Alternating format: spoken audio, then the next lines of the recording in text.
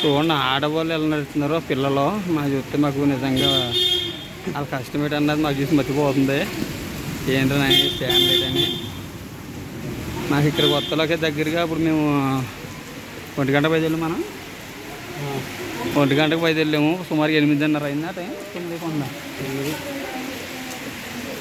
8:20 అవుతుంది. అంటే దగ్గరికి 1 గంట 8 గంటల పైన బట్టి మేము అనుకున్నాం 8 గంటలకు ఎక్కేస్తాం అనుకోండి.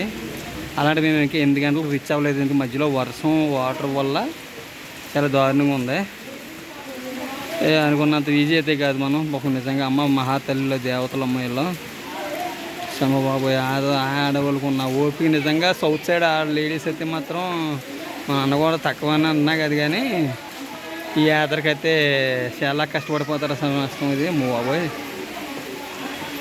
కేదార్నాథ్ యాత్రకి వెళ్ళాం కానీ అంత ఇబ్బంది పడలేదు. కేదార్నాథ్ యాత్ర అంటే మాకు అంత వర్షం లేదప్పుడు సెలవు ఉన్నంత మొత్తగానో వర్షం కూడా పెద్ద లేదు మాకు. ఇక్కడికి వచ్చేసి ఇక్కడ వర్షం వల్ల ఏమవుతుందంటే పని వాటర్ కొడుతుంది. చల్లి బట్టలు ఎన్ని వేసుకున్నా కవర్లు వేసుకున్నా కానీ వాటర్ నానిపోతుంది.